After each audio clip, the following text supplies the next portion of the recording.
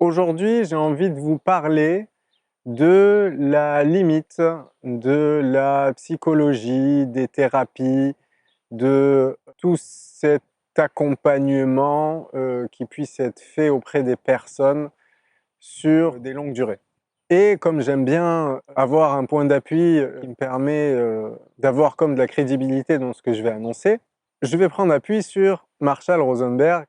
Lui, Marshall Rosenberg, c'était un psychologue de formation et un jour, il a été un peu intrigué par une personne qui s'appelle Michael Hakim, qui est un sociologue. Ce sociologue avait la réputation de plutôt détester les psychologues. Et donc Marshall Rosenberg, il se dit, bon, bah, il y a quelque chose d'intéressant, il y a peut-être quelque chose d'intéressant à voir avec son approche. Et bah, il est allé à sa rencontre. Et ce qu'il a découvert à travers cette personne, c'est que Michael Hakim lui a dit à peu près dans ces termes: vous, les psychologues, vous voyez des personnes comme ayant des problèmes mentaux et non pas comme des personnes qui sont des indicateurs que le système dans lequel ils évoluent sont les causes de ces troubles ou de cette manière de se comporter qui est différente de la norme. Et c'est vrai que c'est tout à fait intéressant de voir les choses sous ce prisme-là et d'effectivement, en fait, de considérer que les personnes, en fait, n'ont pas de problème, mais ce sont les structures dans lesquelles elles évoluent qui ne sont pas du tout adaptées pour eux et que c'est peut-être le système ou ces structures-là qu'il faut changer. Parce qu'au final, on va permettre à des personnes, via des thérapies, de continuer à se maintenir dans des systèmes qui sont plutôt dysfonctionnants pour eux.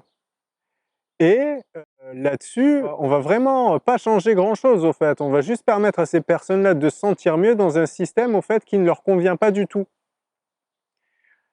C'est sûr que c'est un autre chantier. On n'est plus du tout sur des accompagnements individuels, sur de la thérapie.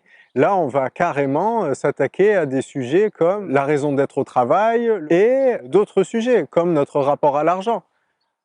Il y a certaines choses comme ça qui aujourd'hui nous semblent complètement hors de portée et je pense que le fait de ne pas, en tout cas prendre à bras le corps ces sujets-là, parce qu'ils sembleraient peut-être trop difficiles ou peut-être impossibles à remettre en cause ou on ne sait pas quoi, et au final, on ne change pas au fait la cause même de ces troubles et de ces problèmes. Donc c'est une vision que je partage complètement et qu'effectivement, ben, on a besoin d'œuvrer pour le changement social, le changement de ces structures, plutôt que d'œuvrer individuellement auprès de personnes. Ça voudrait dire que déjà, il faudrait un nombre incalculable de thérapeutes pour toutes les personnes qui ont des difficultés. Et quand bien même, après avoir guéri ces personnes-là, en fait, ça ne changera rien. En fait, les structures continueront à générer la même violence et les mêmes problèmes. Je prends le cas d'exemple au fait des burn-out. Aujourd'hui, le burn-out, il est considéré comme un épuisement au travail, que peut-être les personnes se donnent trop et nanani et nanana. Mais au fond, c'est le système qui veut cela. Et s'il y a autant de burn-out, c'est parce que le système pousse à ça. Et il en est de même pour, pour d'autres sujets. Il y a énormément de choses qui peuvent être transformées via des groupes de parole, des groupes de pratique, où l'empathie est au cœur des échanges et de la connexion entre les humains. On a créé comme ça des idées où il faudrait aller voir tout le temps des spécialistes au fait pour guérir, pour se transformer. À certains moments, c'est nécessaire, mais pas tout le temps, pas tout le temps.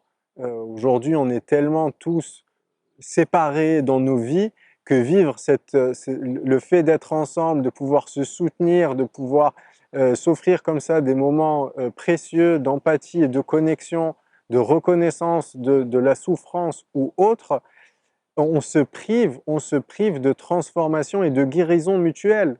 C'est dommage, c'est vraiment dommage. Donc moi, en groupe de pratique, j'ai déjà assisté à des choses qui ressemblent à ça, et c'est pour ça que j'y crois profondément. J'ai parlé de la limite des thérapies, des thérapeutes qui ne permettent pas d'aller à la racine des problèmes ou des tensions, et qu'on a besoin d'œuvrer pour des transformations profondes de nos sociétés sur des sujets.